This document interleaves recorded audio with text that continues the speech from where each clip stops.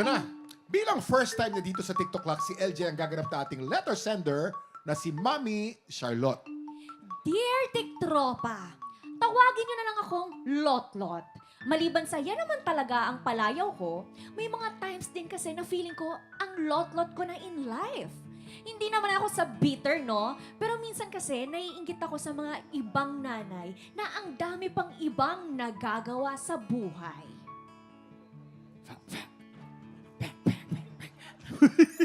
Ankle breaker, dribbling, shoot. Honey, yes, I gotta bounce kasi alam mo na, malilate na ako eh.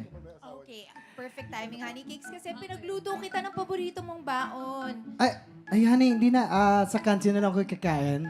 Kasi may mga pagkain naman doon. See you later, honey. See you later. Si Jimmy Palagpag ang pangalan. Mare!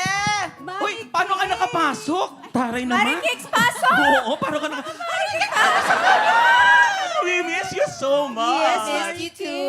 Oo. Yeah, Mare. Wala naman si pare. Halika sumama ka sa amin. Magpaganda tayo. Gusto ko magpa-blower. Yeah. Parang gusto ko yan. Oo. Dapat kasi, Ano yan, Carwash?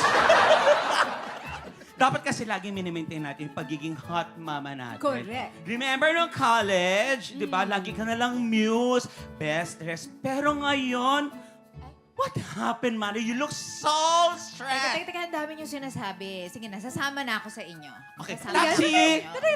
Sa loob ng bahay, may taxi. Don't get me wrong, mga tropa cakes ko.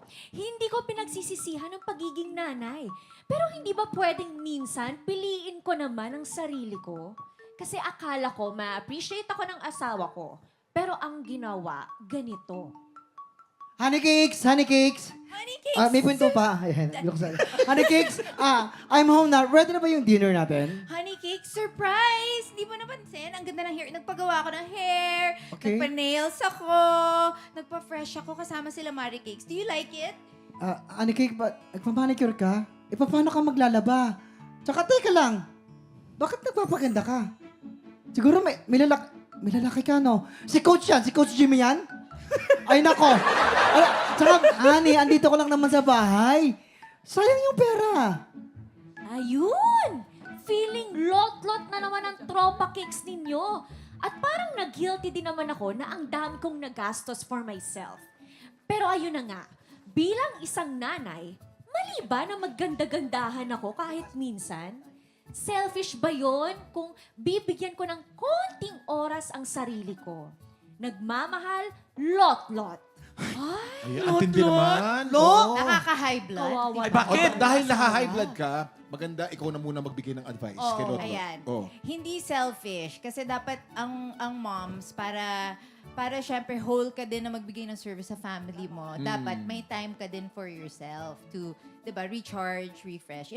Napaka-importante nun. Tama naman. Totoo. At bilang mister, gusto mo naman yung misis mo maganda, hindi losang, di ba? Exactly. Oo naman. Patricia, anong masasabi mo? Yes. At saka syempre tayo yung tinitingala ng mga anak natin. So kung anong ginagawa natin, ganun din gagawin nila. So dapat talaga tayo ay laging maganda, strong, para mabigay natin yung talagang pagmamahal para sa kanila. Tama. Tsaka deserve ng mga nanay yun, Siyempre no? Magpaganda. Tapos pag hindi nagpaganda, mambababae sila, isisisi sa inyo, diba? Diba? Grabe, pwede yung Kailangan ganon. magpaganda. May lalaking ganyan, ha? Dahil sobrang seloso, gusto nila hindi maganda yung misis nila para walang lalapit. May ganun akong kilala. May Oo. ganun pala. Ikaw, Chris. Ikaw naman, Chris. Ako naman kasi, thankful ako kasi yung asawa ko talagang very supportive sa mga kaartehan ko sa buhay, kuya ko. Oo nga. O, di ba? Naibalik ko pa yung sarili ko. Pero yun nga, importante yun para makapag-recharge talaga tayo. Kasi kapag masyado tayong napapagod, pag puro ibang tao na lang, nagiging bugnutin din tayo. Umiinit yung ulo natin, madali tayong ma-stress, ganyan-ganyan. So, maganda na lang kapag recharge talaga tayo para nabibigyan natin yung best Tama. natin sa mga Hirap- mahal natin. Ang hirap maging babae. Kuya Kim, POV naman ng lalaki. Anong masasabi Gusto ko mo? maganda yung misis ko. Gusto ko pag nasa labas ako, naka-ano sa akin yung misis ko, dapat proud ako dahil nakatingin lahat ng lalaki sa kanya. Yan, Dapat- tama. Ang misis mo, kuya. Dapat ganun talaga. Pero ito po, dyan lang kayo mga tiktropa dahil sina LJ and Patricia din ang lalaban para sa Ampaw Blessings today. Susunod na yan sa pagbabalik ng TikTok!